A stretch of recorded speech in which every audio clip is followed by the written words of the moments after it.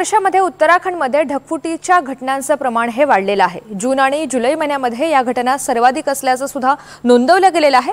मात्र या घटना नेमक्या का वाढलेल्या आहेत आणि ढगफुटी म्हणजे नेमकं काय याचा आढावा या स्पेशल रिपोर्टमध्ये घेऊयात।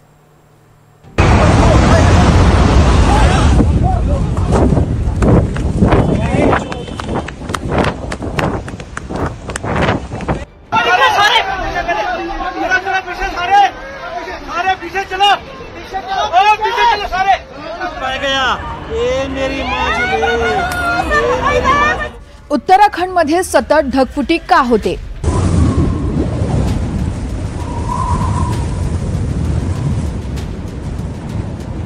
पहाडी क्षेत्रात ढगफुटी होण्याचं कारण काय?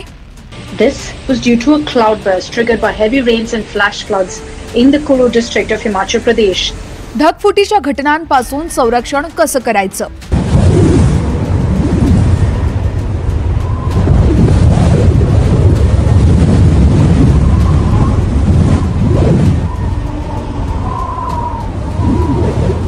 गेल्या काही वर्षात देशातील उत्तरेकडच्या राज्यांमध्ये ढगफुटीचं प्रमाण वाढलंय। उत्तराखंड, हिमाचल यासोबतच जम्मू काश्मीर, लडाख, अरुणाचल प्रदेश आणि सिक्कीम या राज्यांमध्ये सतत ढगफुटी आणि भूस्खलनाच्या घटना घडतच असतात। ढगफुटीच्या प्रलयात नद्यांना महापूर येतात। पाण्याच्या रौद्र प्रवाहात जे येईल ते वाहून जातं, रस्ते वाहून जातात, गावाच्या गावं मातीच्या ढिगाऱ्याखाली फसतात। या सगळ्या नैसर्गिक आपत्तीचं एकच कारण असतं, ते म्हणजे ढगफुटी।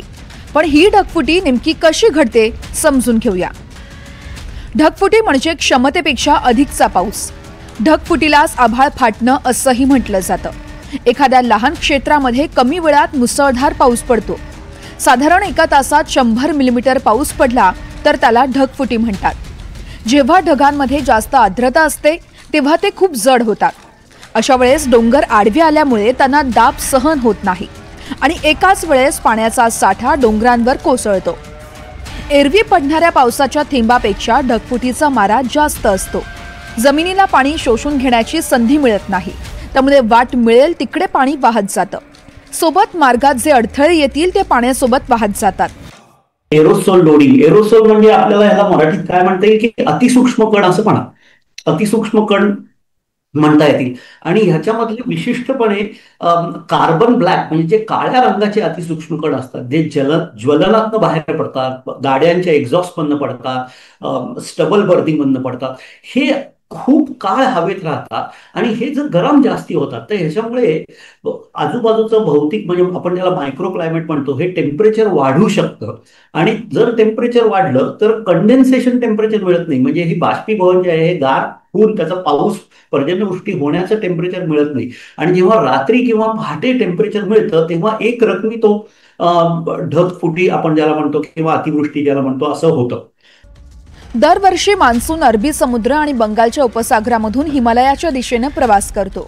हिमालयापर्यंत पोहोचेपर्यंत ढगांची आर्द्रता वाढत असते। बऱ्याचदा ते उत्तराखंड, हिमाचल, काश्मीरच्या डोंगरांमध्येच कोसळतात। पण हल्ली अशा ढगफुटीच्या घटनांचं प्रमाण वाढलंय, त्यामुळे अशा दुर्घटनांमधून स्वतःला कसं वाचवायचं याची माहिती असायला हवी आहे।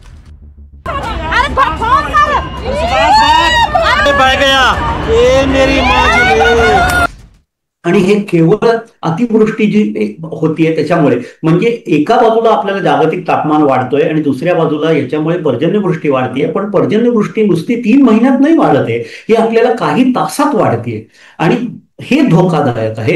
हे धोकादायक फक्त हिमालयात नाहीये पण जवळजवळ द्वीपकल्पावरती, भारताच्या पेनिन्सुलर इंडियावरती, वेस्टर्न घाट्स, ईस्टर्न घाट्स या सगळ्या पर्वतरांगांवरती हे ऍप्लिकेबल आहे।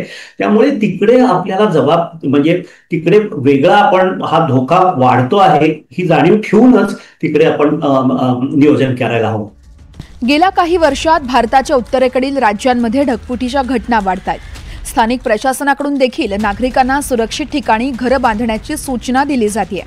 दुर्घटनांचं वाढतं प्रमाण लक्षात घेता वेळीच बदल घडणं आवश्यक आहे, तरच अशा दुर्घटनांमध्ये जीवित किंवा वित्तहानी टाळता येऊ शकते।